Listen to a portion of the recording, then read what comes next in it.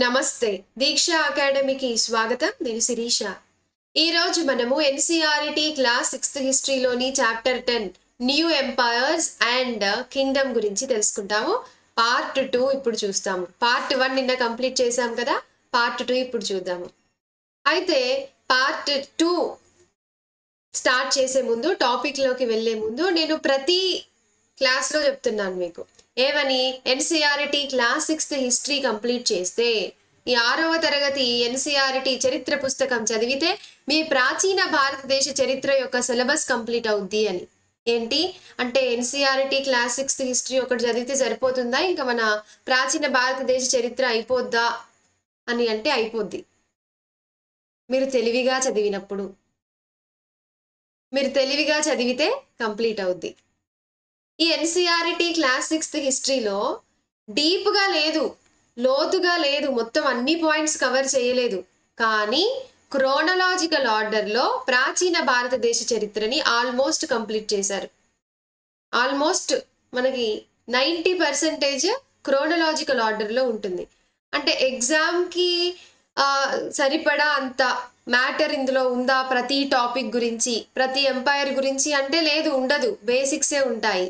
కానీ మీరు ఏదైతే ఒక ఎంపైర్ వచ్చిందో, ఏదైతే ఒక ఏజ్ వచ్చిందో, అప్పుడు ఇక్కడ ఇది చదివి స్టాండర్డ్ సిలబస్‌లో ఏముంది అని చూసి, స్టాండర్డ్ సిలబస్‌కి సంబంధించిన ఒక బుక్‌ని మీరు ఆర్ఎస్ శర్మ చదువుతారో, ఏ బుక్ చదువుతారో అది చూసి నోట్స్ రాసి పెట్టుకున్నారనుకోండి, అప్పుడు అయిపోతుంది మీది.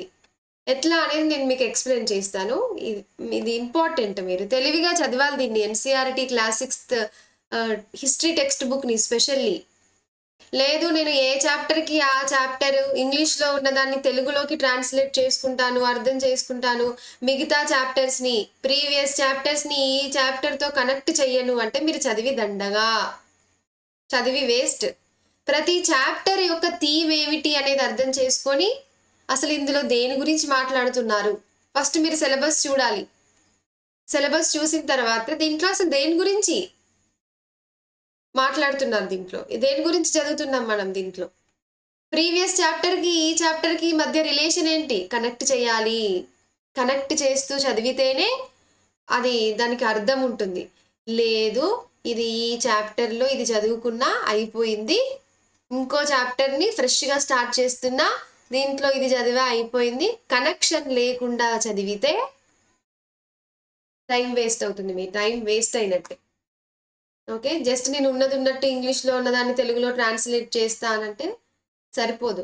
అయితే ఏ టెక్స్ట్ బుక్‌నైనా, ఏ సబ్జెక్ట్‌నైనా కానీ అలా చదివితే ఓకే. కానీ హిస్టరీని మాత్రం అట్లా చదవద్దు. ఎందుకంటే హిస్టరీ ఏంటి? సీరియల్ లాగా. ఇంతకు ముందు ఎపిసోడ్‌లో ఏం జరిగింది అనేది అర్థం అవుతేనే ఇప్పుడు ఏం జరుగుతుంది అనేది అర్థమవుతుంది. ఇంతకు ముందు ఏం జరిగింది, ఏం జరగలేదు, ఏమైంది అని తెలియకపోతే ఇప్పుడు ఏం జరుగుతుంది, ఎవరొచ్చారు, ఎందుకొచ్చారు అనేది ఏమీ అర్థం కాదు. అప్పుడు హిస్టరీ దయ్యంలాగా అనిపిస్తుంది. లేదు మీరు ఒక ఫ్లోలో చదువుతున్నారు అని అంటే మీకు చాలా ఇంట్రెస్టింగ్‌గా ఉంటుంది. ఒక సినిమా చూస్తున్న ఫీలింగ్ వస్తుంది. ఓకే. సో ఎట్లా అంటే మీరు ఇది పార్ట్స్‌గా ఉంటుంది. సో పార్ట్స్‌లన్నిటిని చూడాలి. ఫర్ ఎగ్జాంపుల్ 'బాహుబలి' మూవీ ఉందనుకోండి. మీరు పార్ట్ 1 చూడకుండా పార్ట్ 2 చూసారనుకోండి. ఏమన్నా అర్థమవుతుందా? అర్థం కాదు కదా. క్లారిటీ ఉంటుందా ఒకవేళ అర్థమైనా కానీ? ఎవరు ఎందుకొచ్చారో, వీళ్ళకి ఏమవుతారో ఏం అర్థం కాదు. అవును కదా. సో అందుకే మీరు ఫస్ట్ చాప్టర్ నుంచి లాస్ట్ చాప్టర్ వరకు ఆర్డర్‌లో చదవాలి. అలాగే కనెక్ట్ చేస్తూ చదవాలి. ఒక చాప్టర్‌ని ఇంకొక చాప్టర్‌తో కనెక్ట్ చెయ్యకుండా చదివితే మాత్రం వేస్ట్. నేను మళ్ళీ చెప్తున్నాను. ఫర్ ఎగ్జాంపుల్ ఇప్పుడు 'బాహుబలి' మూవీయే చూసుకోండి. 'బాహుబలిలో' మీరు పార్ట్ 1 చూసారు, పార్ట్ 2 చూసారు. కానీ పార్ట్ 1లో చూసారు, పార్ట్ 1 అర్థం చేసుకున్నారు, అది అక్కడితో వదిలేశారు. పార్ట్ 1ని పార్ట్ 2తో కనెక్ట్ చేయలేదు మీరు. కనెక్ట్ చేయలేదు. పార్ట్ 1ని మీరు గుర్తు చేసుకోలేదు పార్ట్ 2 చూసే అప్పుడు. అప్పుడు పార్ట్ 2 అర్థమవుతుందా? కాదు కదా. ఒకవేళ అర్థమైనా దానికి అర్థం ఉంటుందా? ఉండదు కదా. సో అందుకే ఇంతకు ముందున్న ప్రీవియస్ చాప్టర్స్‌ని ఈ చాప్టర్‌తో కనెక్ట్ చేయాలి. ఫర్ ఎగ్జాంపుల్ ఇప్పుడు మనం చాప్టర్ 10 వరకు వచ్చామా? ఈ చాప్టర్ 10కి ఇంతకు ముందు మనం చదివిన 9 చాప్టర్‌లని ఈ చాప్టర్ 10తో కనెక్ట్ చేసి చదివితేనే మనకు అర్థమవుతుంది. దానికి ఒక అర్థం ఉంటుంది. ఓకేనా? యెస్. అయితే నేనేమన్నా ఈ ఎన్‌సీఈఆర్‌టీ క్లాస్ 6 హిస్టరీ చదివితే ప్రాచీన భారతదేశ చరిత్ర కంప్లీట్ అవుద్ది. ఎట్లా? అనేది నేను మీకిప్పుడు చెప్తాను. ఇంతకుముందు నేను అన్ని క్లాసెస్‌లో చెప్పాను. కానీ మళ్ళీ చెప్తున్నాను. ఎందుకంటే కరెక్ట్‌గా చదవటం ఇంపార్టెంట్ ఇది. ఫర్ ఎగ్జాంపుల్ మీరు సిలబస్ చూసుంటే ఫస్ట్ ఎక్కడి నుంచి స్టార్ట్ చేస్తారు? Stone age, pre historic age, stone age నుంచి స్టార్ట్ చేస్తారు. మరి స్టోన్ ఏజ్ గురించి మనం ఈ టెక్స్ట్ బుక్‌లో చదవలేదా అంటే చదివాము. ఎక్కడ చదివాము? సెకండ్ చాప్టర్‌లో చదివాము. From hunting, gathering to growing food. So paleolithic period, mesolithic age and neolithic age. So ఇదన్నిటి గురించి కూడా మనము ఈ స్టోన్ ఏజ్‌లో తెలుసుకుంటాం. ఇది సిలబస్‌లో ఉంది. ఈ స్టోన్ ఏజ్ గురించి మొత్తం అన్ని పాయింట్స్ లేవు ఇందులో 6th క్లాస్‌లో. మీరు ఇక్కడ స్టోన్ ఏజ్ గురించి చదివారా? మీరు ఒక స్టాండర్డ్ బుక్ చదువుతారు కదా! సో అందులో చూసి ఒక నోట్స్ ప్రిపేర్ చేసుకోండి. స్టోన్ ఏజ్ టాపిక్ అయిపోయింది. క్విజ్ చూసి క్విజ్‌లో ఆన్సర్ చేయడానికి ప్రయత్నించండి. ఓకే. స్టోన్ ఏజ్ తర్వాత మనకొచ్చేది ఏంటి అంటే Indus valley civilisation. Indus valley civilisation గురించి మనం దీంట్లో చదివాము. కానీ ఇండస్ వ్యాలీ సివిలైజేషన్ పేరు మనకు చాప్టర్ పేరు, పాఠం పేరు లేదు. ఏమనుంది? ఇన్ ద ఎర్లియెస్ట్ సిటీస్ అని ఉంది. చాప్టర్ 3. చాప్టర్ 3 ఏంటి? In the earliest cities. మరి ఎర్లియెస్ట్ సిటీస్ ఏమిటి అంటే అవి హరప్పా, మొహెంజదారో. ఈ హరప్పా, మొహెంజదారో ఎప్పటివి అంటే ఇండస్ వ్యాలీ సివిలైజేషన్‌వే కదా! ఓకే. సో అందుకు మీరు తెలివిగా చదవాలని అన్నాను. ఇన్ ద ఎర్లియెస్ట్ సిటీస్ అని అంటే మరి ఈ చాప్టర్‌లో మనం దేని గురించి చదువుతున్నాము అనేది మనం అర్థం చేసుకోవాలి. Okay. So Indus valley civilisation topic గురించి మొత్తం చదవండి. సోషల్ లైఫ్ ఏమిటి? రిలీజియస్ లైఫ్ ఏమిటి? ఎప్పుడు స్టార్ట్ అయింది? ఎట్లా పతనం అయింది? డిక్లైన్ ఎలా అయిందని నోట్స్ రాసుకోండి అయిపోద్ది. నేను మీకు చెప్పాను కూడా ఈ చాప్టర్‌లో మనం ఈ టాపిక్ చదువుతున్నాము అనేది ఎవ్రీ చాప్టర్‌ని ఇంకో చాప్టర్‌కి నేను ముందు 10-15 మినిట్స్ టైం తీసుకొని ఎక్స్‌ప్లెయిన్ చేశాను. సో మన ఛానెల్‌లో ఎన్‌సీఈఆర్‌టీ క్లాస్ 6th హిస్టరీ అని ప్లే లిస్ట్ ఉంటుంది. చాప్టర్ 1 నుంచి చాప్టర్ 11 వరకు సీరియల్‌గా ఆర్డర్‌లో చూడండి. ఓకే. స్టాండర్డ్ బుక్ పక్కన పెట్టుకొని చదవండి. లేదు నేను ఎన్‌సీఈఆర్‌టీస్ అన్నీ ఒకసారి చదువుతా, స్టాండర్డ్ బుక్స్‌ని మళ్ళీ చదువుతా అంటే ఇంకెక్కువ టైం పడుతుంది. సో ప్యారలెల్‌గా చదవండి అని నేను చెప్తున్నాను. Specially history. Okay. Specially history. తర్వాత వచ్చే టాపిక్ ఏంటి మనకు అంటే వేదిక్ సివిలైజేషన్, వేద నాగరికత. వేద నాగరికత గురించి కూడా మనం తెలుసుకున్నాము. చాప్టర్ 4లో మనం ఎర్లీ వేదిక్ పీరియడ్ గురించి తెలుసుకుంటాము. వేదిక్ సివిలైజేషన్‌ని early Vedic period and later Vedic పీరియడ్‌గా డివైడ్ చేశారు కదా! ఎర్లీ వేదిక్ పీరియడ్ గురించి తెలుసుకుంటాము. అలాగే వేదిక్ లిటరేచర్ గురించి తెలుసుకుంటాము. రిగ్వేద గురించి తెలుసుకుంటాము. వేదిక్ లిటరేచర్ కూడా మనకి సిలబస్‌లో ఉంటుంది. తర్వాత లాటర్ వేదిక్ పీరియడ్ గురించి మనం చాప్టర్ 5లో తెలుసుకుంటాం. ఇది లాటర్ వేదిక్ పీరియడ్ అని ఇక్కడ ఎన్‌సీఈఆర్‌టీ వాళ్ళు మెన్షన్ చేయలేదు. కానీ అందులో మనం చదివింది లాటర్ వేదిక్ పీరియడ్ గురించే. ఫస్ట్ టైం చదివిన వాళ్ళకి ఇది అర్థం కాదు. అందుకే ఈ హిస్టరీ ఎక్స్‌ప్లెయిన్ చేసేవాళ్ళు ఆల్రెడీ వాళ్ళ చరిత్ర చదివి ఉండాలి. సో, అసలు ఇక్కడ ఫన్నీ థింగ్ ఏంటి అంటే ఈ ఎన్‌సీఈఆర్‌టీ అర్థం కావాలంటే ఫస్ట్ మనము స్టాండర్డ్ సిలబస్ చదవాలి. స్టాండర్డ్ సిలబస్ చదివిన తర్వాత ఇది చదివితే అర్థమవుతుంది. అయితే మీకు చెప్పేవాళ్ళు ఎవరైనా ఉన్నారనుకోండి, అంటే ఆల్రెడీ హిస్టరీ చదివిన వాళ్ళు కనెక్ట్ చేసి చెప్తే ఎవ్రీ చాప్టర్ ఈ ఈవెంట్ తర్వాత ఈ ఈవెంట్ జరిగింది. ఈ వీళ్ళ తర్వాత వీళ్ళొచ్చారు అనేది అట్లా చెప్తే మీకు ఈజీ అవుతుందన్నమాట. Okay. So later Vedic period గురించి చదువుదాం. తర్వాత జైనిజం, బుద్ధిజం అనేది ఎవర్ గ్రీన్ టాపిక్. కంపల్సరీ దీంట్లో నుంచి క్వెషన్ వస్తుంది ప్రిలిమ్స్‌లో. చాలా important topics Jainism and Buddhism. So ఈ జైనిజం అండ్ బుద్ధిజం అనేవి ఎందుకొచ్చాయి? ఎలా ఆవిర్భవించాయి? అనేది కూడా మనం తెలుసుకుంటాం. మొత్తం తెలుసుకోము. జైనిజం, బుద్ధిజం గురించి మొత్తం ఇక్కడ లేదు. కానీ జైనిజం, బుద్ధిజం గురించి బేసిక్స్ ఎలా వచ్చింది అనేది బ్రీఫ్‌గా మాత్రం ఇచ్చారిక్కడ. ఓకే. అదెక్కడ తెలుసుకుంటాం మనము అంటే అది చాప్టర్ 6లో new ideas and new questions and ideas అని తెలుసుకుంటాం. అంటే కొత్త ప్రశ్నలు మరియు ఆలోచనలు. కొత్త ప్రశ్నలు మరియు ఆలోచనలు అంటే ఏమిటి? లాటర్ వేదిక్ పీరియడ్‌లో ఎర్లీ వేదిక్ పీరియడ్‌తో పోలిస్తే చాలా సోషియో ఎకనామికల్ చేంజెస్ వస్తాయి. రాజులు సాక్రిఫైసెస్ చేస్తారు, రిచువల్స్ చేస్తారు. తర్వాత వేదిక్ వర్ణ సిస్టమ్ వస్తుంది. బ్రాహ్మిన్స్, క్షత్రియాస్, తర్వాత వైశ్యాస్, శూద్రాస్ అని ఇట్లా సోషల్ ఇన్‌ఈక్వాలిటీస్ వస్తాయి. వీటన్నిటికి అగెయిన్స్ట్‌గా ఈ రిచువల్స్‌కి, సాక్రిఫైసెస్‌కి అగెయిన్స్ట్‌గా, వర్ణ సిస్టమ్‌కి అగెయిన్స్ట్‌గా కొత్త మతాలు ఆవిర్భవిస్తాయి, అవే జైన మతము, బౌద్ధ మతము అని తెలుసుకుంటాము. మరి న్యూ ఐడియాస్ అంటే ఏవి? మరి కొత్త క్వశ్చన్ వేశారు, ఇవెందుకు, ఈ సాక్రిఫైసెస్ ఎందుకు, ఈ సోషల్ ఇన్ఈక్వాలిటీస్ ఎందుకు, బ్రాహ్మిన్స్ ఇంకా క్షత్రియాస్ ఎందుకు స్పెషల్ ప్రివిలేజెస్ ని ఎంజాయ్ చేస్తారు, మిగతా వాళ్ళకి ఎందుకు ఉండవు అని ప్రశ్నలు అడిగారు. సో అట్లా మీరు ఆ థీమ్ ఆఫ్ ది చాప్టర్ అర్థం చేసుకోవాలి. ఇంతకు ముందు ఈ లాటర్ వేదిక్ పీరియడ్ గురించి ఫిఫ్త్ చాప్టర్ లో తెలుసుకుంటాం మనం. 6th చాప్టర్ లో జైన మతము, బౌద్ధ మతం గురించి తెలుసుకుంటాం. మరి 5th చాప్టర్ లో వచ్చిన లాటర్ వేదిక్ పీరియడ్ లో మనం ఏదైతే చదువుతామో సాక్రిఫైజెస్, రిచువల్స్, సాక్రిఫైజెస్ అంటే లైక్ అశ్వమేధ యాగం, ఇట్లా యాగాలు, పూజలు ఇవన్నీ ఉన్నాయి కదా. మరి ఈ 5th చాప్టర్ ని 6th చాప్టర్ తో కనెక్ట్ చేయకుండా మీరు చదివితే మీకు అర్థం అవుతుందా? అర్థం అవుతుంది కదా. So compulsory connection important. Connection ఖచ్చితంగా ఒక చాప్టర్ని ఇంకో చాప్టర్తో కనెక్ట్ చేయాల్సిందే. చెయ్యకపోతే మాత్రం వేస్ట్ చదివి. నేను మళ్ళీ చెప్తున్నా. ఓకే, సో జైనిజం, బుద్ధిజం గురించి తెలుసుకుంటాం. అలాగే న్యూ ఎంపైర్స్ గురించి తెలుసుకుంటాము. న్యూ ఎంపైర్స్ అండ్ కింగ్డమ్స్ గురించి తెలుసుకుంటాం మనం. అక్కడ ఏం తెలుసుకుంటాం మనము అంటే మహాజనపదాస్ గురించి తెలుసుకుంటాము. మహాజనపదాస్. సో మనకి ఎర్లీ వేదిక్ పీరియడ్ లో చూసుకుంటే సోషల్ స్ట్రక్చర్, పొలిటికల్ స్ట్రక్చర్ లో హైయెస్ట్ లో జనా ఉంటుంది. ఫస్ట్ ఫ్యామిలీ ఆర్ కుల అంటే ఒక ఇద్దరు ఉన్నారు, ఆడ మగ పెళ్లి చేసుకున్నారు, ఇద్దరు పిల్లలు పుట్టారు అనుకోండి, అది వాళ్ళది ఒక ఫ్యామిలీ అవుతుందా? కొన్ని ఫ్యామిలీస్ కలిస్తే విలేజ్ ఆర్ గ్రామ, కొన్ని విలేజెస్ ఆర్ గ్రామ కలిస్తే దాన్ని విష్ ఆర్ క్లాన్ అని అంటారు. కొన్ని విష్ ఆర్ క్లాన్లు కలిస్తే దాన్ని జన అని అంటారు. కొన్ని జనాలు కలిస్తే దాన్ని జనపదాస్ అని అంటారు. సో అట్లా మెల్లిగా జనపదాస్ ఫామ్ అయ్యాయి.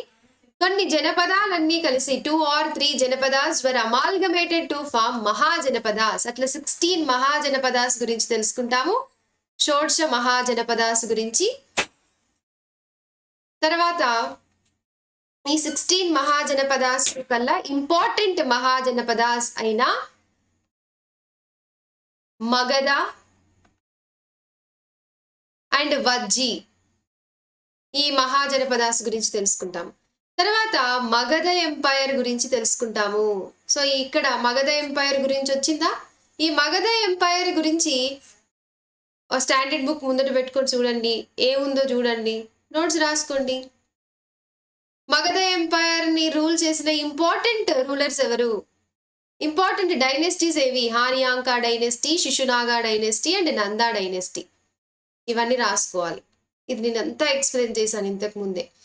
ఈ నందా డైనెస్టీలోని లాస్ట్ రూలర్ ఎవరు అంటే ధననంద.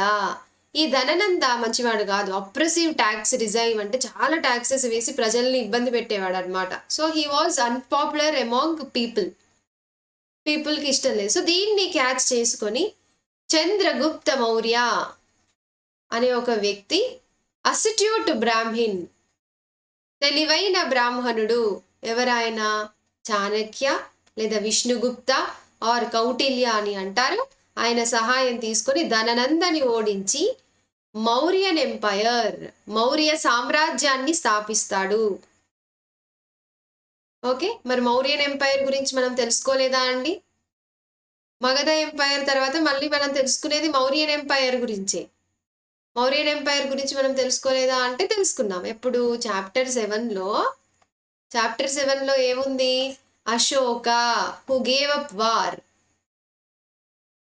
అని చాప్టర్ పేరు ఉంటుంది. మరి అశోకుడు ఏ సామ్రాజ్యానికి చెందినవాడు? మౌర్యన్ ఎంపైర్. ఏ డైనెస్టీకి చెందినవాడు? మౌర్యన్ డైనెస్టీ. చంద్రగుప్త మౌర్య మౌర్యన్ ఎంపైర్ ని స్థాపిస్తాడు with the help of astute Brahmin Chanakya or Vishnugupta. తర్వాత చంద్రగుప్తుడు జైన మతంలో కలుస్తాడని తెలుసుకుంటాము. చంద్రగుప్త మౌర్య తర్వాత ఆయన కొడుకు బిందుసారుడు వస్తాడు. బిందుసారుని కొడుకు అశోకుడు ఫస్ట్ చాలా క్రూయల్ గా ఉండేవారు. బెరిఘోష అని పేరు వచ్చింది కూడా. ఈయన ప్రిజనర్స్ కి ఒక సపరేట్ ఛాంబర్స్ ని పెట్టి హింసించేవాడు. కానీ ఆ తర్వాత Kalinga who gave up war అంటే ఏ యుద్ధాన్ని వదిలేశాడు? గెలిచి కూడా కాంకెస్ట్ చేయకుండా వదిలేసింది అంటే అది ఏ యుద్ధము అంటే the bloodiest war, one of the bloodiest war in the Indian history, Kalinga war. Kalinga యుద్ధంలో చూసిన రక్తపాతం. కళింగ ఎక్కడ ఉంటుంది అంటే present day Orissa and northern part of Andhra Pradesh అనే దాంట్లో ఇది ఒక independent feudal Kingdom.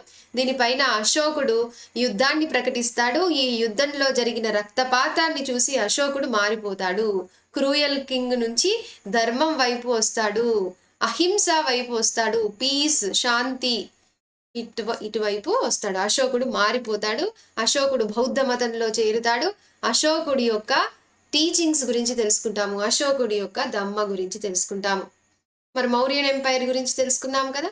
So Mauryan umpire గురించి ఏముంది అన్ని, ఇప్పుడు మనం హిస్టరీలో ఏ ఎంపైర్ వచ్చినా కానీ, ఏ పీరియడ్ వచ్చినా కానీ, ఆ కాలంలో ఆ సామ్రాజ్యంలో వాళ్ళ సోషల్ లైఫ్ ఎలా ఉంది, వాళ్ళ అడ్మినిస్ట్రేషన్ ఎలా ఉంది, వాళ్ళ పొలిటికల్ లైఫ్ ఎలా ఉంది, వాళ్ళ రిలీజియస్ లైఫ్ ఎలా ఉంది, వాళ్ళ ఎకనామికల్ లైఫ్ ఎలా ఉంది, వాళ్ళ ఆర్ట్ ఏంటి, ఆర్కిటెక్చర్ ఏంటి, ఇవన్నీ ఆస్పెక్ట్స్లో మనం చదవాల్సి ఉంటుంది. ఓకే, అట్లా చదివితే అయిపోతుంది. వాళ్ళు పతనం అయ్యారా, ఎట్లా పతనం అయ్యారు, వాళ్ళ తర్వాత ఎవరు వచ్చారు. ఓకే, సో మౌర్యన్ ఎంపైర్ గురించి మనం చాప్టర్ 7లో తెలుసుకున్నాం.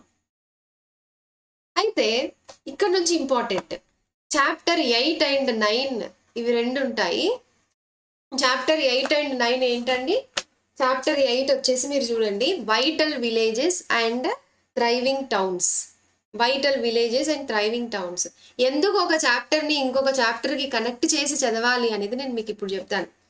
Okay, vital villages and thriving towns అని ఉంది కదా. ఇక్కడ చూస్తే ఈ వైటల్ విలేజెస్ థీమ్ అర్థం చేసుకోవాలి. అంటే ఇంపార్టెంట్ విలేజెస్, ముఖ్యమైన పల్లెటూర్లు. ఈ ముఖ్యమైన పల్లెటూర్లు ఎక్కడివి, ఏ కాలంలోవి, ఏ కాలంలోవి ఇవి అని ఇక్కడెక్కడా మెన్షన్ చేసి లేదు ఈ చాప్టర్లో. అర్థమైందా? తర్వాత థ్రైవింగ్ టౌన్స్, వృద్ధి చెందుతున్న పట్టణాలు. ఎక్కడ వృద్ధి చెందుతున్న పట్టణాలు, ఏ కాలంలో, ఎవరి కాలంలో అనేది ఎక్కడ ఈ టెక్స్ట్ బుక్లో మెన్షన్ చేసి లేదు.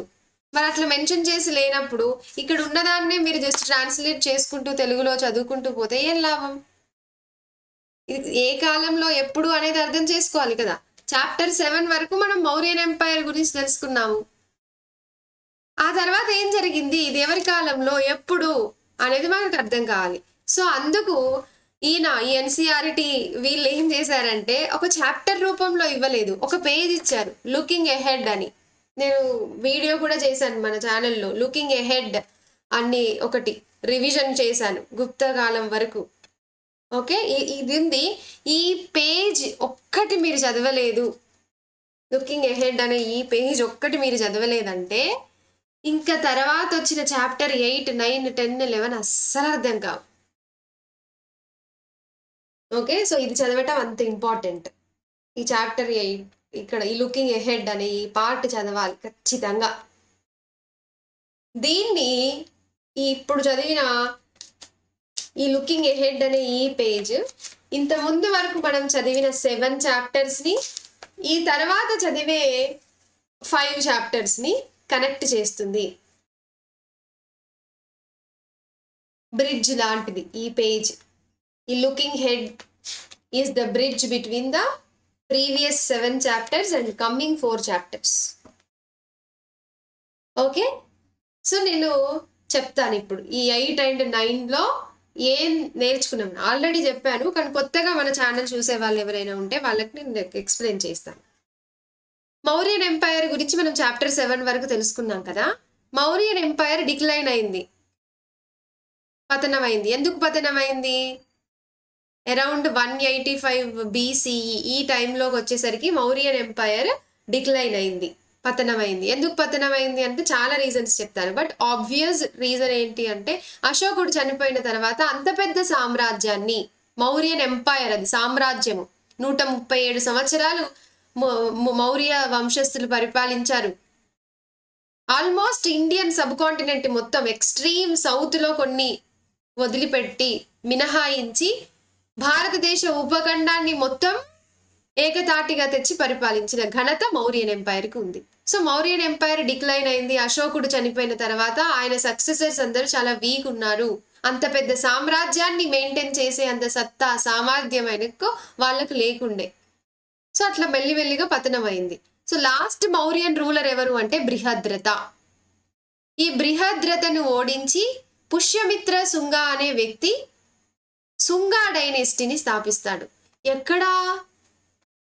అంటే మొత్తం మళ్ళీ మౌర్యన్ ఎంపైర్ ఎంత ఉందో అంత కాదు. ఈ అశోకుడు చనిపోయిన తర్వాత Mauryan empire western empire, eastern ఎంపైర్‌గా విడిపోయింది. తర్వాత మౌర్యన్ ఎంపైర్ డిక్లైన్ అయిన తర్వాత అప్పుడు ప్రావిన్సెస్ ఉండేవి. వాళ్ళ అడ్మినిస్ట్రేషన్ ఏంటి అవన్నీ కూడా మనం చదవాల్సి ఉంటుంది. మీరు టైం తీసుకొని ప్యారలల్‌గా చదివితే మీది ఇక్కడే అయిపోతుంది 6థ్ క్లాస్ అయిపోయేసరికి. ఓకే. సో, వాళ్ళ అడ్మినిస్ట్రేషన్ ఎలా ఉండేది అనే దాంట్లో మనకు తెలుస్తుంది. ప్రావిన్సెస్ ఉండేవన్నమాట. సో, ప్రావిన్సెస్ అన్నీ కూడా ఇంకా వీక్ సక్సెసర్స్ వచ్చారంటే వాళ్ళు ఇండిపెండెన్స్‌ని డిక్లేర్ చేసుకున్నారు. శాతవాహనాస్ గురించి తెలుసుకుంటాం. శాతవాహనాస్ ఈ మౌర్యన్ కింద సామంతులుగా, ఫ్యూడేటరీస్‌గా ఉండేది. వాళ్ళు కూడా స్వాతంత్రాన్ని ప్రకటించుకున్నారు. ఓకే. అట్లా అందరూ కూడా ప్రకటించుకున్నారు. కళింగ ఇండిపెండెన్స్‌ని డిక్లేర్ చేసుకుంది. అన్నీ ఇండిపెండెన్స్‌గా డిక్లేర్ చేసుకున్నాయి. సో, మౌర్యన్ ఎంపైర్ ఒక సామ్రాజ్యము ఇది పతనమైన తర్వాత 185 బీసీఈ నుంచి మళ్ళీ 320 సీఈ కామన్ ఎరా వరకు అన్ని చిన్న చిన్న కింగ్డమ్స్, చిన్న చిన్న రాజ్యాలే ఉన్నాయి. ఒక పెద్ద కింగ్డమ్, ఒక సామ్రాజ్యం అనేది లేదు. అన్ని చిన్న చిన్న కింగ్డమ్సే ఉన్నాయి. ఓకే. మరి ఏంటా చిన్న చిన్న కింగ్డమ్స్ అంటే మనకి నార్త్‌లో ఆర్ ఈస్టర్న్ సెంట్రల్ ఈ పార్ట్‌లో చూసుకుంటే మనకి ఈ లాస్ట్ మౌర్యన్ రూలర్ బృహద్రథని ఓడించి పుష్యమిత్ర సుంగా డైనెస్టీని స్థాపిస్తాడు. సుంగా డైనెస్టీ తర్వాత కన్వా డైనెస్టీ వస్తుంది. ఇక్కడ ఈ ప్రాంతంలో అనుకోండి. మళ్ళీ ఇక్కడ కళింగ ఈ ప్రాంతంలో చేడి డైనెస్టీ ఉంటుంది. టైమ్ లైన్ అనేది కొంచెం వ్యారీ అవుతుంది అటు ఇటు. టైమ్ లైన్ అనేది మనం ఇక్కడ చెప్పట్లేదు. రివిజన్ వీడియో ఇది. చెడి డైనెస్టీలో ఇంపార్టెంట్ రూలర్ ఎవరు? కరవేల. సరే, ఇది ఇక్కడ ఈ ప్రాంతంలో. మరి ఇటు నార్త్ వెస్ట్ వాయువ్య భారతదేశంలో పరిస్థితి ఏంది బ్రో అంటే ఇక్కడ ఇండో గ్రీక్స్ ఫారెన్ ఇన్వేషన్స్ జరిగేవి. ఎప్పటి నుంచో జరుగుతున్నాయి. అలెగ్జాండర్ కాలం నుంచి అప్పటి నుంచే. తర్వాత ఇండో గ్రీక్స్ తర్వాత షాకాస్ తర్వాత పార్థియన్స్ ఆర్ పహల్వాస్ అని అంటారు. వాళ్ళ తర్వాత కుషనాస్. సో కుషనాస్ లో ఇంపార్టెంట్ రూలర్ మనకి కనిష్క. 4th బుద్ధిస్ట్ కౌన్సిల్ ని కండక్ట్ చేస్తాడు. నార్త్ వెస్ట్ చూస్తే పరిస్థితి అది. మరి ఈ దక్కన్ ప్రాంతంలో డెక్కన్ ఈ ప్రాంతంలో ఏంటి అంటే శాతవాహనాస్ లో ఇంపార్టెంట్ రూలర్ ఎవరు? గౌతమి పుత్ర శాతకర్ణి. శాతవాహనాస్ గురించి తెలుసుకుంటాం మనం. సో ఇక్కడ దేని గురించి మాట్లాడుతున్నాం మనము? పోస్ట్ మౌర్యన్ పీరియడ్ అంటే మౌర్యుల తదానంతర కాలంలో ఏంటి పరిస్థితి భారతదేశంలో అని తెలుసుకుంటున్నాం. ఇక్కడ చూస్తే మనకి ఇండిజీనియస్ డైనెస్టీస్ అంటే స్థానిక వంశాలైన సుంగ, కన్వా, చేడి. ఇటు సైడ్ చూస్తే షాకాస్, తర్వాత పహల్వాస్, తర్వాత కుషనాస్ అని ఎప్పుడెప్పుడు ఎవరెవరు వచ్చారో టైం లైన్ అనేది మీరు చూసుకొని నోట్స్ రాసుకుంటే ఇక్కడే అయిపోతుంది. అర్థమవుతుందా? మరి ఇక్కడ సౌత్ లో ఏంటి పరిస్థితి అంటే ఇక్కడ చోళచేర పాండ్యాస్. మౌర్యన్ ఎంపైర్ అనేది మొత్తం ఆల్మోస్ట్ ఇండియన్ సబ్ కాంటినెంట్ మొత్తము ఎక్స్ట్రీమ్ సౌత్ దక్షిణ ప్రాంతాలను మినహాయించి మొత్తం ఉండేది. సో ఎప్పటి నుంచో ఉన్నాయి చోళచేర పాండ్యాస్. సంగం డైనెస్టీస్ అని అంటారు.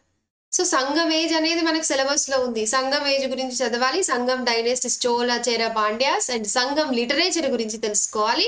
వీళ్ళ కాలంలో administration, social life, political life ఇవన్నీ ఇక్కడ ఉన్నాయని నేను చెప్పట్లేదు. ఒక్క పేజీలో ఇచ్చారు ఇదంతా. దీన్ని మీరు సిలబస్ లో ఏముందని చూసి రాసుకుంటే ఇక్కడ అయిపోతుంది సిలబస్. అర్థమైందా ఇప్పుడు ఎట్లా అయిపోతుంది? అందుకే నేను తెలివిగా చదవాలి, ఓపిక తెచ్చుకొని చదవాలి అని చెప్తున్నా. ఓకే, ఇది పోస్ట్ మౌర్యన్ పీరియడ్. ఈ పోస్ట్ మౌర్యన్ పీరియడ్ లో చూసుకుంటే మౌర్యుల తదానంతర కాలంలో ఒక పెద్ద కింగ్డమ్, ఒక ఎంపైర్ ఒక్కరే మొత్తాన్ని ఏకతాటిగా తెచ్చి పరిపాలించిన వాళ్ళు ఎవరైనా ఉన్నారా? ఇందులో అన్ని చిన్న చిన్న కింగ్డమ్సే ఉన్నాయి. సో దీన్ని డార్క్ పీరియడ్ అని అంటారు. పొలిటికల్ ఇన్స్టెబిలిటీ ఉంది. కానీ ఈ కాలంలో సోషల్ అండ్ ఎకనామికల్ డెవలప్మెంట్ జరిగింది, కల్చరల్ డెవలప్మెంట్ జరిగింది, ట్రేడర్స్ వచ్చారు, ట్రేడింగ్ బాగా ఇంప్రూవ్ అయింది, డెవలప్ అయింది, సిల్క్ రూట్ వచ్చింది, తర్వాత పిలిగ్రిమ్స్ యాత్రికులు చాలా మంది సందర్శించారు, బౌద్ధ మతం స్ప్రెడ్ అయింది, స్ప్రెడ్ ఆఫ్ బుద్ధిజం. చాలా ఇంపార్టెంట్ విలేజెస్ ఉండేవి, విలేజెస్ చాలా ఇంపార్టెంట్ రోల్ని ప్లే చేశాయి పోస్ట్ మౌర్యన్ పీరియడ్లో. అంతటా చూస్తామన్నమాట. ఇక్కడ ఇండిజినియస్ డైనెస్టీస్లో, నార్త్ వెస్ట్లో, శాతవాహనాస్ ఇక్కడ పరిపాలన చేస్తుంటే ఈ కాలంలో మొత్తం ఏం జరిగింది అంటే సోషల్ ఎకనామికల్ డెవలప్మెంట్ జరిగింది, కల్చరల్ డెవలప్మెంట్ జరిగింది, పిలిగ్రిమ్స్ వచ్చారు, కోస్టల్ ఏరియాస్ లో కొత్త కొత్త టౌన్స్ వృద్ధి చెందాయి. వాటన్నిటి గురించి 8 అండ్ 9 లో తెలుసుకుంటాం మనము. సో ఇది మీకు తెలియలేదు పోస్ట్ మౌరియన్ పీరియడ్. ఈ పోస్ట్ మౌరియన్ పీరియడ్ ని ఒక చాప్టర్ లాగా పెట్టలేదు, దేన్ని కూడా ఇది ఇక్కడ ఇది చదువుతున్నామని ప్రత్యక్షంగా చెప్పలేదు. మనం అర్థం చేసుకోవాలన్నమాట what is the theme of this chapter. ఈ చాప్టర్ కి లాస్ట్ చాప్టర్ కి మధ్య కనెక్షన్ ఏంటి అనేది, అంటే మౌర్యుల తదానంతర కాలం ఏం జరిగింది అని తెలుసుకోవాలి. మౌర్యుల తదానంతర కాలంలో సోషల్ అండ్ ఎకనామికల్ డెవలప్మెంట్ ఎలా జరిగింది, ట్రేడింగ్ ఎలా ఉంది అనేది చాప్టర్ 8 అండ్ 9 లో ఇచ్చారు వాళ్ళు. ఓకే, అగ్రికల్చర్ ఎలా డెవలప్ అయింది, ట్రావెలర్స్ ఎవరెవరు వచ్చారు అనేదంతా కూడా మనకి ఏమేం సిటీస్ వచ్చాయి, క్రాఫ్ట్స్ ఎలాంటివి ఉన్నాయి అనేది చాప్టర్ 8 లో తెలుసుకున్నాం. సో ఇది ఈ స్టోరీ మీకు తెలియకుండా చాప్టర్ 8 ని ఏముంది అనేది అందులో ఉన్నది ఉన్నట్టు ట్రాన్స్లేట్ చేసుకొని చదివితే ఏం అర్థం అవుతుంది? ఇంగ్లీష్ నేర్చుకుంటున్నామా మనము? కాదు కదా. ఎస్, సో అందుకే ఖచ్చితంగా కనెక్షన్ అనేది ఇంపార్టెంట్.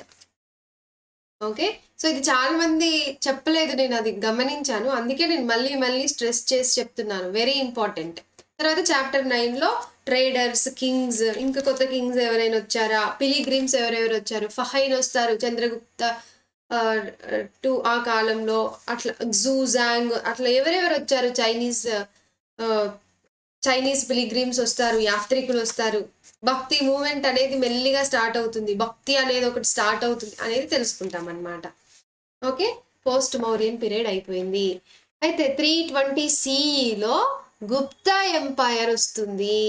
మౌరియన్ ఎంపైర్ అంత పెద్దది కాకపోయినా కానీ ఈ గుప్తా ఎంపైర్ అనేది మొత్తం ఎంటైర్ నార్త్ ఇండియాని, ఉత్తర భారతదేశాన్ని రాజకీయంగా ఐక్యం చేసి వీళ్ళు పరిపాలించారు, పొలిటికల్ గా యునైట్ చేసి రూల్ చేశారు గుప్తా ఎంపైర్. మౌరియన్ ఎంపైర్ అంత పెద్దది కాకపోయినా మళ్ళీ ఒక సామ్రాజ్యం అంటూ వచ్చింది ఎప్పుడు అని అంటే అది 320 CE. మరి అదేంటి అంటే అది గుప్తా ఎంపైర్. మరి చాప్టర్ 10 యొక్క టైటిల్ చూద్దాం మనము. చాప్టర్ 10 టైటిల్ ఏంటండి? న్యూ ఎంపైర్స్ అండ్ కింగ్డమ్, కొత్త సామ్రాజ్యము మరియు రాజ్యము. కొత్త సామ్రాజ్యమా? మరి పాత సామ్రాజ్యం ఏంది? పాత సామ్రాజ్యం అంటే మౌరియన్ ఎంపైర్ కదా, ఇది కొత్త సామ్రాజ్యము. మళ్ళీ 320 CE వచ్చేసరికి సామ్రాజ్యం అనేది లేదు, చిన్న చిన్న రాజ్యాలే ఉన్నాయి పోస్ట్ మౌరియన్ పీరియడ్ లో.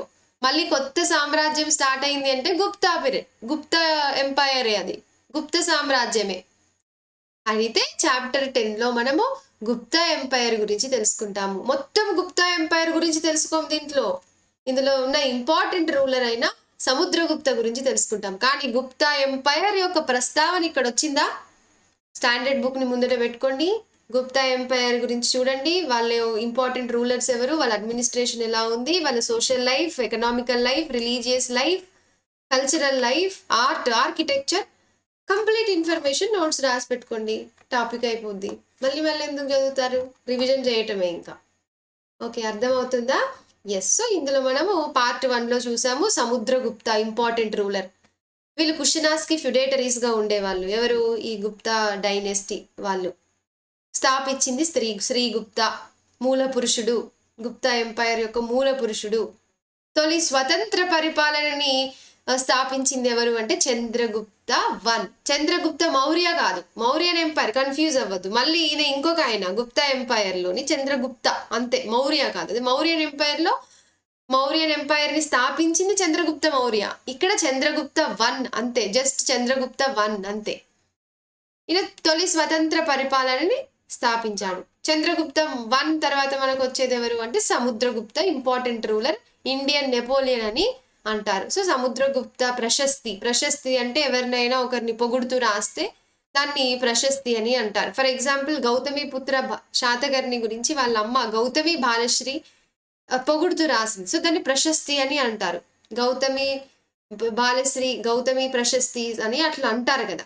సో అట్లా మనము దీంట్లో ఈ చాప్టర్ 10 యొక్క థీమ్ ఏంటి అంటే ఇందులో మనము గుప్తా ఎంపైర్ గురించి తెలుసుకుందాం. అండ్ కింగ్డమ్ అంటే ఏంటి అంటే మళ్ళీ రాజ్యం, మళ్ళీ ఇంకేం రాజ్యాలు వచ్చాయి? అనేది తెలుసుకుంటాం. సో ఇక్కడ గుప్తా ఎంపైర్ యొక్క ఫస్ట్ నేను ఇది చెప్తా, మీకు ఈ వీడియోతో అయినా క్లారిటీ రావాలి. మీ ఫస్ట్ నుంచి చూసిన వాళ్ళకి క్లారిటీ కంపల్సరీ వస్తుంది, కానీ కొత్తగా చూసే వాళ్ళకి కూడా. సో ఇట్లా గుప్తా ఎంపైర్ ఎక్కడి నుంచి ఎక్కడి వరకు ఉందో చూడండి. స్థాపించింది శ్రీగుప్త, ఇంపార్టెంట్ రూలర్ వచ్చేసి మనకి సముద్రగుప్త. సముద్రగుప్త తర్వాత మనకి చంద్రగుప్త 2 వస్తాడు. అవన్నీ మనము తెలుసుకుంటాం అనమాట దీంట్లో. సో గుప్తా ఎంపైర్కి ఫ్యూడేటరీస్గా ఉన్న వాళ్ళు, అలాగే వీళ్ళ కంటెంపరీస్ సమకాలికులు ఎవరు అంటే వాకాటకాస్ గురించి మనకి 6th క్లాస్ సిలబస్లో లేదండి, వీళ్ళ గురించి మనం చదవలేదు. జస్ట్ వాళ్ళ ఎవరుంటారు అనేది మాత్రం చెప్తారనమాట. సో ఈ వాకాటకాస్ గురించి మళ్ళీ వీళ్ళెవరు, వీళ్ళ అడ్మినిస్ట్రేషన్ ఎలా ఉంది, ఇంపార్టెంట్ రూలర్స్ ఎవరు అనేది మీరు చూసి రాసుకోవాలి. తర్వాత ఇక్కడ ఈ ప్రాంతంలో కాలబ్రాస్, సో వీళ్ళు ఇలా ఉంటారు. ఇవన్నీ మీరు చూసుకోవాలన్నమాట, ఎవరెవరు ఉన్నారు, ఇంపార్టెంట్ ఏంటి అనేది చూసుకోవాలి. ఇది సేమ్ మ్యాప్. గుప్తా ఎంపైర్ తర్వాత ఇక్కడ వచ్చింది వాకాటకాస్, ఇక్కడ వెస్ట్రన్ గంగాస్, కాలబ్రాస్, కాదంబాస్, త్రైకూటకాస్ ఇక్కడ ఇలా ఉన్నారు. సో గుప్తా ఎంపైర్ యొక్క సమకాలికులు, కంటెంపరీస్ వీళ్ళందరి గురించి కూడా మనం చదవాలి. కాదంబాస్ గురించి, కాలబ్రాస్ గురించి సిలబస్లో లేదు, కానీ ప్రస్తావన వచ్చిందా నోట్స్ రాసి పెట్టుకోండి, చదివి స్టాండర్డ్ బుక్ పక్కన పెట్టుకొని. Okay, yes. తర్వాత గుప్తా ఎంపైర్ కూడా పతనమైంది. ఇంపార్టెంట్ రూలర్స్ గురించి తెలుసుకుంటాం మనము. సముద్రగుప్త యొక్క ఆస్థాన కవి ఎవరు? హరిసేనుడు ప్రశస్తి రాస్తాడు అశోకన్ పిల్లర్ అలహాబాద్లో. ఈ సముద్రగుప్త గురించి పొగుడుతూ వీళ్ళ యొక్క యాన్సిస్టర్స్ వీళ్ళందరి గురించి ఇక్కడ ఈయన గురించి రాస్తాడు అనమాట. ఇది ప్రశస్తి, ఇది తెలుసుకుంటాం. సముద్రగుప్తాస్ గురించి తెలుసుకుంటాం, ఆయన బ్యాటిల్స్ ఏమేమి చేశారు. తర్వాత వీళ్ళ యొక్క జీనాలజీస్ అంటే వీళ్ళ కుటుంబ వృక్షం గురించి తెలుసుకుంటాము. సముద్రగుప్తాస్ వాళ్ళ గ్రాండ్ ఫాదర్ ఎవరు స్థాపించారు, వాళ్ళ అమ్మ ఎవరు, వీళ్ళకి ఏమేమి టైటిల్స్ వచ్చాయి. సో అవన్నీ కూడా దీంట్లో మనం చూసాం, పార్ట్ 1లో ఆల్రెడీ చూసాం, మళ్ళీ చెప్తే చాలా టైం పడుతుంది. ఎస్. అయితే గుప్తా ఎంపైర్ పతనమైంది ఎందుకు అంటే హన్స్ అనే వాళ్ళు ఇన్వేషన్స్ చేస్తారు, ఫారినర్స్. తర్వాత ఎకనామికల్ క్రైసిస్ వస్తుంది. ఇండిపెండెంట్ కింగ్డమ్స్ అనేవి చాలా, ఫ్యూడేటరీస్ అనేవి రైజ్ అవుతాయి. సో రీజన్స్ చాలా ఉంటాయి, అవన్నీ ఏంటి అనేది చూసుకోవాలి. గుప్తా ఎంపైర్ పతనం అయిన తర్వాత మళ్ళీ చిన్న కింగ్డమ్స్, చిన్న రాజ్యాలే వస్తాయి భారతదేశంలో. అవేంటి అనేది చూద్దాం మనం. సో మీరు ఇక్కడ పైన చూస్తే ఇక్కడ హర్యానా ఈ ప్రాంతంలో స్థానేశ్వరాలో పుష్యభూతి డైనెస్టీస్ వస్తుంది, లేదా వర్ధనా డైనెస్టీస్ అని అంటారు. ఈ పుష్యభూతి డైనెస్టీలో ఇంపార్టెంట్ రూలర్ ఎవరు అంటే హర్షవర్ధన. వీళ్ళ స్టోరీ చూసా, చాలా ఇంట్రెస్టింగ్ గా ఉంటుంది వీళ్ళ స్టోరీ, హర్షవర్ధనుడు. తర్వాత ఇక్కడ ఈ ప్రాంతంలో కనౌజ్లో మౌఖరీస్ ఉంటారు, అయోధ్య మథుర ఈ మధ్య ప్రాంతంలో. ఈ పాటలీపుత్రలోనేమో లేటు గుప్తాస్.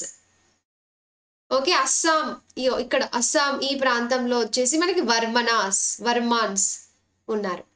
తర్వాత బెంగాల్ ఈ ప్రాంతంలో గౌడ, ఈ గౌడాలో ఇంపార్టెంట్ రూలర్ శశాంక. ఈ మాల్వా ఈ ప్రాంతంలో మనకి దేవభూతి, వీళ్ళు ఉంటారనమాట. ఓకే, ఇట్లా చిన్న కింగ్డమ్సే, మళ్ళీ అన్ని చిన్న కింగ్డమ్సే అయ్యాయి. ఇక్కడ చూడండి మైత్రికాస్, ఇక్కడ బాదామి చాళుక్యాస్, ఇటు చూస్తే కాంచీపురం, ఇక్కడ ఈ దీంట్లో పల్లవాస్, చేరాస్, పాండ్యాస్ ఇలా ఉన్నారన్నమాట. ఓకే, అర్థమైందా? ఇప్పుడు టైం అండ్ స్పేస్ అర్థం చేసుకోవాలి మనం. మీకు అర్థమవుతుందనే నేను అనుకుంటున్నాను. ఐ హోప్ మీకు అర్థమవుతుందని. ఏమైనా డౌట్స్ ఉంటే నన్ను అడగండి, కామెంట్ సెక్షన్లో అడగండి, లేదంటే టెలిగ్రామ్లో గ్రూప్ కూడా ఉంది కదా, అక్కడ కూడా అడగచ్చు. టైమ్ అండ్ స్పేస్ చూస్తే 600 CE నుంచి 300 CE నుంచి 700 CE ఈ టైం లైన్లో మనకి నార్త్లో చూసుకుంటే గుప్తులు, అయితే హర్షవర్ధన, ఈ పుష్యభూతి డైనెస్టీ హర్షవర్ధన. సౌత్లో చూసుకుంటే మనకి పల్లవాస్, అండ్ చాళుక్యాస్. మళ్ళీ చాళుక్యాస్‌లో కూడా 3 డిస్టింక్ట్ మళ్ళీ మనకి ఇందులో బాదామి చాళుక్యస్ అని, కళ్యాణి చాళుక్యాస్ అని, తర్వాత ఈస్టర్న్ చాళుక్యాస్ అని, వెంగి చాళుక్యాస్ అని ఉంటుంది. అసలు ఏంటివి? ఇవి కూడా నేను ఇప్పుడు మీకు క్లారిటీ ఇస్తాను. ఓకే. సో ఇట్లా ఈ ఇక్కడ చూడండి దీన్ని ఏమంటారు, లావెండర్ కలరా? ఎస్, లావెండర్ కలర్లో ఉంది లేట్ గుప్తా. ఈ కలర్లో ఉంది మౌకరీ డైనెస్టీస్. వీళ్ళు ఇలా ఉన్నారనమాట, చిన్న చిన్న డైనెస్టీస్. ఈ పైన ఉన్న పుష్యభూతి డైనెస్టీ అనేది మనకి చాలా పెద్దది అవుతుంది. ఇది చూపిస్తాను మీకు హర్షవర్ధనుడి ఎంపైర్ ఆఫ్ హర్ష. మళ్ళీ చెప్పుకోదగ్గది చూస్తే ఈ పక్కన ఉన్న మౌకరీస్ని, లేట్ గుప్తాస్, వీళ్ళన్నింటిలో తనలో కలిపేసుకుంటాడు ఇలా. ఇక్కడ చూస్తే మళ్ళీ మనకి చాళుక్యాస్, పల్లవాస్, చేరాస్, పాండ్యాస్ ఇలా ఉంటారు. కాలచూరీస్ కూడా ఉంటారు. వాళ్ళు ఎవరు ఏంటి అనేది మనకి ఇక్కడ లేదు ఇక్కడ. ఓకే, హర్షవర్ధన గురించి తెలుసుకుంటాము. ఈ స్థానేశ్వర ఈ ప్రాంతంలో ఉంది. దీనికి ఒక స్టోరీ ఉంటుంది. పార్ట్ 1 చూడండి ప్లీజ్. ఇక్కడ మళ్ళీ ఎక్స్ప్లెయిన్ చేయాలంటే చాలా టైం పడుతుంది కదా. పార్ట్ 1లో చాలా క్లియర్గా ఎక్స్ప్లెయిన్ చేశాను, అక్కడ చూడండి. ఎస్, ఇది చూస్తామన్నమాట ఎక్కడి వరకు, పార్ట్ 1లో. ఇప్పుడు పార్ట్ 2లో ఏం చేస్తాం? అక్కడ మనము గుప్తా ఎంపైర్ చూసాము. గుప్తా ఎంపైర్ పతనమైన తర్వాత వచ్చిన కనౌజ్, వీళ్ళన్నిటి గురించి జస్ట్ చూసాం కదా ఏంటి అనేది. సో అవన్నీ కలుపుకొని ఒక హర్షవర్ధనుడు, important ruler of Vardhana dynasty or Pushyabhuti dynasty, అందులో హర్షవర్ధనుడి గురించి మనం తెలుసుకుంటాము. ఓకే, హర్షచరిత అనే బయోగ్రఫీని రచిస్తారు పోయెట్ బాణభట్ట. అవన్నీ కూడా తెలుసుకుంటాం. మరి సౌత్లో ఏంటి అంటే పల్లవాస్ ఉన్నారు, చాళుక్యాస్ ఉన్నారు. చాళుక్యాస్లో ఇంపార్టెంట్ పులకేశి, అవునా? అయితే నేను ఇప్పుడు ఇంకొకటి ఇంపార్టెంట్ థింగ్ నేను ఇక్కడ మీకు చెప్తాను. ఇంపార్టెంట్ థింగ్ ఏంటంటే చాళుక్యాస్ అంటే బాదామి చాళుక్యాస్ గురించి మనం ఇందులో తెలుసుకుంటాం అన్నమాట. ఇప్పుడు ఇలా చూసుకుంటే మన భారతదేశంలో వెస్ట్రన్ సైడ్ వచ్చేసి మనకి బాదామిని లేదంటే వాతాపి దీన్ని రాజధానిగా చేసుకొని పరిపాలించిన వాళ్ళు చాళుక్యాస్. ఓకే, తర్వాత ఈస్టర్న్లో ఉన్నాను, వీళ్ళు కూడా చాళుక్యులే. వీళ్ళని అంటే తెలంగాణ, ఆంధ్ర ఈ టైంలో ఇక్కడ ఉన్న వాళ్ళని ఈస్టర్న్ చాళుక్యాస్ అని అంటారు. వెస్ట్ సైడ్ ఉన్న వాళ్ళు వెస్టర్న్ చాళుక్యాస్, ఈస్టర్న్ సైడ్ ఉన్న వాళ్ళు ఈస్టర్న్ చాళుక్యాస్. వీళ్ళని బాదామి చాళుక్యాస్ అని అంటారు. వీళ్ళని ఈస్టర్న్ చాళుక్యాస్ వెంగి, వీళ్ళ రాజధాని వెంగి చాళుక్యాస్ అని అంటారు. ఓకే, బాగానే ఉంది. దీనికి వీళ్ళకి మనకు అర్థమైంది. టైం లైన్ మారుతుందండో, టైం లైన్ కూడా చూసుకోవాలి మీరు. తర్వాత ఈ కళ్యాణి చాళుక్యాస్ ఎవరు అంటే, ఈ బాదామి చాళుక్యాస్ వచ్చేసి మనకి around 6th century to 8th century వరకు ఉంటారు. ఈ తర్వాత ఏమవుతుంది అని అంటే వీళ్ళని ఓడించి రాష్ట్రకూటాస్, పల్లవాస్ అండ్ చాళుక్యాస్, బాదామి చాళుక్యాస్ ఇద్దరిని ఓడించి రాష్ట్రకూటాస్ వస్తారు. రాష్ట్రకూటాస్ గురించి ఇక్కడ మనకు సిలబస్లో లేదు, మీరు చూసి చదువుకోవాలి. రాష్ట్రకూటాస్ వస్తారు. మళ్ళీ తర్వాత ఈ వీళ్ళ యొక్క వారసులే చాళుక్యాస్, ఈ బాదామి చాళుక్య యొక్క వారసులే మళ్ళీ రాష్ట్రకూటాస్ తర్వాత మధ్యలో రాష్ట్రకూటాస్ వస్తారు. అరౌండ్ 10 to 12th century ఈ టైంలో మనకి కళ్యాణి చాళుక్యాస్ వస్తారు. కళ్యాణి, వీళ్ళ రాజధాని వేరే ఉంటుంది. మళ్ళీ కళ్యాణి చాళుక్యాస్ వస్తారు. ఇప్పుడు మీకు ఈ డిస్టింక్షన్ అర్థమైందా? బాదామి చాళుక్యాస్, కళ్యాణి చాళుక్యాస్, ఇటు వెస్ట్రన్ దాంట్లోనే, లేదంటే వెస్ట్రన్ చాళుక్యాస్ అని కూడా అంటారు, లేకపోతే వీళ్ళని ఈస్టర్న్ చాళుక్యాస్ అని అంటారు. అర్థమైందా? ఎస్. సో పల్లవాస్ ఏమో కాంచీపురం, ఇప్పుడు మన కాంచీపురం ఉందా, కంచి, సో అక్కడ ఉంటారనమాట. అయితే ఇప్పుడు మనము ఈ ఈస్టర్న్ చాళుక్యాస్ గురించి చదవట్లేదు, బాదామి చాళుక్యాస్ గురించి చదువుతున్నాం. అది మీరు గుర్తుపెట్టుకోవాలి. Yes.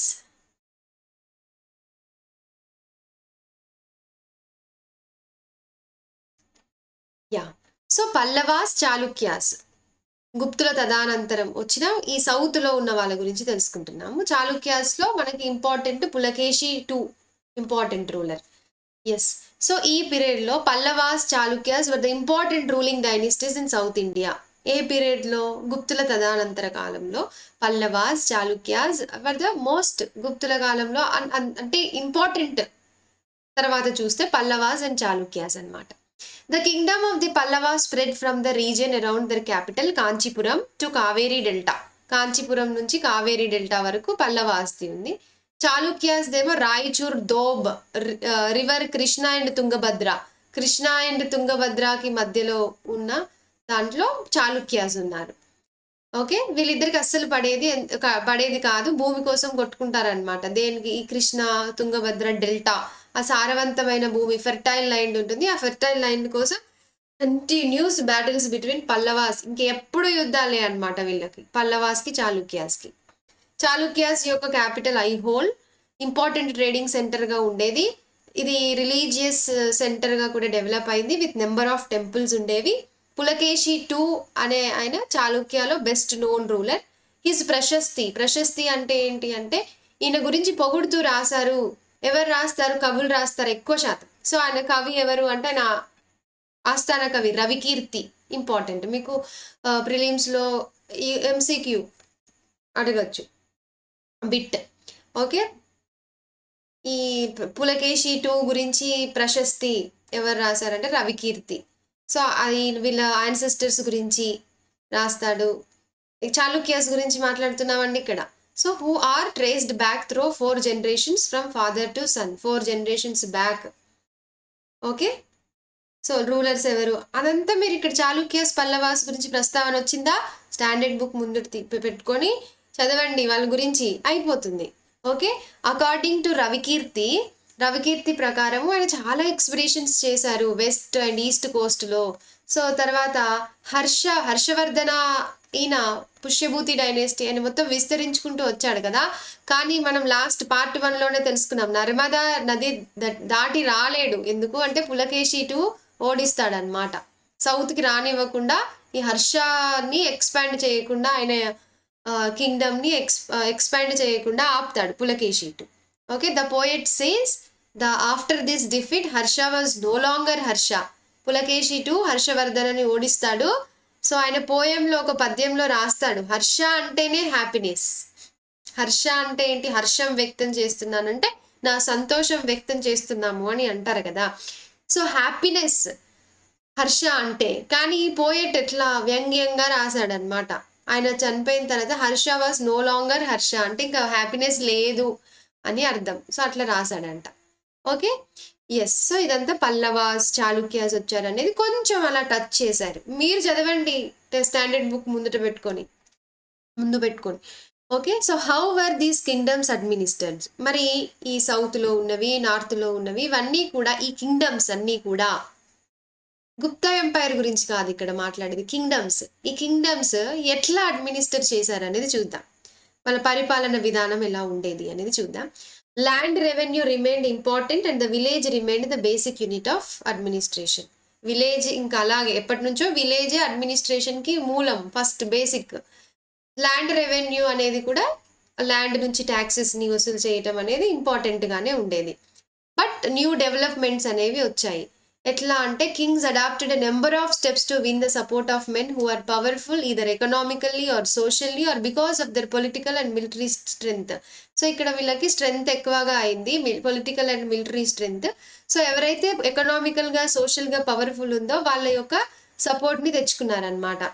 For example, some important administrative post were hereditary. కొన్ని పోస్ట్ అనేవి హెరిడేటరీగా ఉండేది.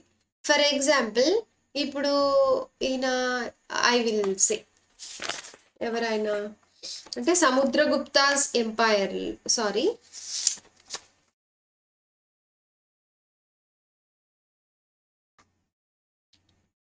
ఎస్, హరిసేనుడు ఉన్నాడా? కింగ్డమ్, ఈ హరిసేనుడు పోయెట్, వాళ్ళ నాన్న తర్వాత ఆయన తర్వాత ఆయన ఒకరి తర్వాత ఒకరు వచ్చారనమాట. Some times one person held many offices. ఒకేసారి ఒక పర్సన్ చాలా ఆఫీసెస్లో ఉన్నాడనమాట. ఫర్ ఎగ్జాంపుల్ మహాదండనాయక అని. హరిసేన పోయెట్గా ఉన్నాడు, ఇంపార్టెంట్ మినిస్టర్గా కూడా ఉన్నాడు. మినిస్టర్గా ఉన్నాడు, పోయెట్గా ఉన్నాడు. ఓకే, తర్వాత లోకల్ అడ్మినిస్ట్రేషన్లో స్థానిక పరిపాలనలో ఇంపార్టెంట్ మెన్ అనే వాళ్ళు ఉన్నారు. Next a new kind of army. ఆర్మీలో ఈ తర్వాత వచ్చిన కింగ్డమ్స్లో మార్పులు వచ్చాయి. కింగ్స్ ఒక వెల్ ఆర్గనైజ్డ్ ఆర్మీని మెయింటైన్ చేశారు. ఎలిఫెంట్స్తో, చారియట్స్తో. చారియట్స్ అంటే ఏంటి అంటే చారియట్స్ అంటే మనకు తెలుసు కదా, గుర్రాలు, బండి ఉంటుంది కదా, అవి. ఏనుగులతో. క్యావలరీ అంటే అశ్వదళం. అశ్వదళం అంటే ఈ గుర్రాల పైన నుంచి యుద్ధం చేసేవాళ్ళు. ఫుట్ సోల్జర్స్ అంటే నేలపై నుండి చేసేవారు. తర్వాత military leaders provided Kings with troops when ever he needed them, but they were not paid regular salaries. Okay, military leaders troops అవన్నీ ఉండేవి. ఎప్పుడైతే కావాలంటే అప్పుడు కింగ్స్కి ట్రూప్స్ని ఇచ్చేది, కానీ వాళ్ళకి ఏం రెగ్యులర్గా సాలరీస్ ఇచ్చేది కాదు. కింగ్స్ వీక్ అయినప్పుడు ఈ మిలిటరీ లీడర్సే అధిష్ఠించుతారు, అవునా? So instead of salary some of them receive grants of lands. Salaries ఏమి ఇవ్వకుండా, జీతాలు ఇవ్వకుండా ల్యాండ్ గ్రాంట్గా ఇచ్చేవాళ్ళు. They collected revenue from the land and use this to maintain soldiers and horses. Okay, land నుంచి revenue తీసుకునేది, ట్యాక్సెస్ని వసూలు చేసి వాటిని సోల్జర్స్ని, హార్సెస్ని మెయింటైన్ చేయడానికి, వార్ఫేర్ని చేయడానికి ఉండేది. ఈ మెన్ ఎవరైతే అంటారో వాళ్ళని సామంతాస్ అని అంటారు. సమంతాస్ ఎవరిని? ఈ మిలిటరీలో పనిచేసే సోల్జర్స్ని. తర్వాత ఇప్పుడు సదర్న్ కింగ్డమ్స్, పల్లవాస్, చాళుక్యాస్, ఈ టైంలో అసెంబ్లీస్ ఎలా ఉండేవి అని చూద్దాం. The inscriptions of the Pallavas mentioned a number of local assemblies which includes the sabha and assembly of Brahmin land owners. ఈ బ్రాహ్మిన్స్ ల్యాండ్ ఓనర్స్, బ్రాహ్మణ భూస్వాములు ఎవరైతే ఉంటారో వాళ్ళ యొక్క అసెంబ్లీని ఏమంటారంటే సభ అని అంటారు. This assembly function throw sub committees ఉండేవి. ఇంకా సో ఆ సబ్ కమిటీస్లో ఉన్న వాళ్ళు ఇరిగేషన్ చూసేవాళ్ళు, agricultural operations, making roads and local temples etcetera. There was a village assembly found in areas where the land owners were not Brahmins. Okay, తర్వాత village assemblies కూడా ఉండేవి, కానీ ల్యాండ్ ఓనర్స్ ఇక్కడ Brahmins కాదు. So తర్వాత నగరం అనే ఒక ఆర్గనైజేషన్, సంస్థ కూడా ఉండేది. మర్చెంట్స్, వ్యాపారులందరికీ కలిపి ఒక సంస్థ అట్లా. మరి ఆర్డినరీ పీపుల్ ఇన్ ద కింగ్డమ్స్లో ఆర్డినరీ పీపుల్, సామాన్య ప్రజల గురించి ఎక్కడ ఎక్కువ చెప్పారనమాట. కానీ మనకి Kalidasa was known for his plays depicting life in the kings court. రాజు ఆస్థానంలో కాళిదాస అనే కవి ఉండేది. ఎప్పుడు 9 జెమ్స్ ఉండేది. ఎక్కడ? మనకి గోల్డెన్ ఏజ్ అని అంటారు, గుప్తా ఎంపైర్ని గోల్డెన్ ఏజ్, స్వర్ణయుగం అని అంటారు. ఆర్ట్లో, ఆర్కిటెక్చర్లో, లిటరేచర్లో, మెడిసిన్లో, టెక్నాలజీలో, ఇంజనీరింగ్లో, మెడిసిన్లో అంతా డెవలప్మెంట్ జరిగింది అక్కడ. చంద్రగుప్త 2 ఆయన దాంట్లో ఉంటారు కదా. సో అట్లా ఒక interesting feature about these plays is that the king and most Brahmins are shown speaking సాంస్క్రిట్ని మాట్లాడింది ఎవరు? Kings and most Brahmins. తర్వాత while women and men other than the king and Brahmins, kings Brahmins కాకుండా ఉన్న women, men అందరూ కూడా ప్రాకృత లాంగ్వేజ్ని use చేసేదంట. తర్వాత ఆయన ఒక నాటకం ఉంటుంది, ఫేమస్ ప్లే ఏంటి అంటే అభిజ్ఞాన శకుంతలం. ఇది story of the love between a king named Dushyanta and young women named Shakuntala. ఒక కింగ్ దుష్యంత అనే ఇంకా ఒక యంగ్ విమెన్ శకుంతల మధ్య లవ్ స్టోరీ అనమాట. సో ఈ అభిజ్ఞ శకుంతలం అనేది కాళిదాస. ఓకే, సో ఇది ఇక్కడి వరకు మనం తెలుసుకుంటాము. చిన్న బాక్స్లో ఒకటి ఇచ్చారు, ఏంటి అంటే ఫిషర్ మ్యాన్స్ ఫైండ్స్ ఎ రింగ్ అని. అయిపోయిందండి చాప్టర్ 10. చిన్న బాక్స్లో ఇచ్చారు ఏంటంటే ఒకసారి ఒక రాణి తన రింగ్ని పోగొట్టుకుంటే అది రాజు రాణికి గిఫ్ట్ ఇస్తాడు, కానీ వాళ్ళు పోగొట్టుకుంటారనమాట. పోగొట్టుకుంటే ఒక ఫిషర్ మ్యాన్కి దొరుకుతుంది. అది కోనేరులో పోతే ఫిష్ మింగుతుందేమో సంథింగ్, ఆ ఫిషర్ మ్యాన్కి దొరుకుతుంది అనమాట. ఆయన పెట్టుకొని వచ్చినప్పుడు అక్కడున్న భటులందరూ దొంగ దొంగ దొంగ అంటారు, నువ్వే తీసావని. ఆయనకు దొరికింది అది. ఆయన రాజు గేట్ దగ్గరికి వచ్చినప్పుడు దొంగ అని అంటారు, కానీ రాజు చూసి సంతోషపడతాడు అనమాట. అక్కడున్న పోలీస్ వాళ్ళందరూ ఎవరైతే ఉంటారో అటు పోలీస్ పోస్ట్లో ఉన్న వాళ్ళందరూ తిడతారు, కానీ రాజుకు నా రింగ్ దొరికింది అని సంతోషపడతాడు. అట్లా ఇచ్చారు. సో దీన్ని బట్టి మనం ఏంటి అర్థం చేసుకోవాలంటే అప్పుడు ఎలా ఉండేది పోలీస్ అనే ఆ పోస్ట్లో ఉన్న వాళ్ళు, ఇప్పుడైతే ఎలా ఉంటారు అనేది కంపారిజన్ కోసం చిన్నది ఇచ్చారు. తర్వాత మనకి కింగ్స్ ఆర్మీ అనేది అప్పుడు ఎలా ఉండేది అనేది ఒక చిన్న బాక్స్లో ఇచ్చారు. ఓకే, సో ఇది మనము చాప్టర్ 10 పార్ట్ 2. ఇది చెప్తే అసలు 15 మినిట్స్లో చెప్పచ్చు, కానీ మీకు క్లారిటీ రావటం కోసం లేట్ అయినా సరే నేను మళ్ళీ ఫస్ట్ నుంచి అక్కడి నుండి చెప్పాల్సి వచ్చింది.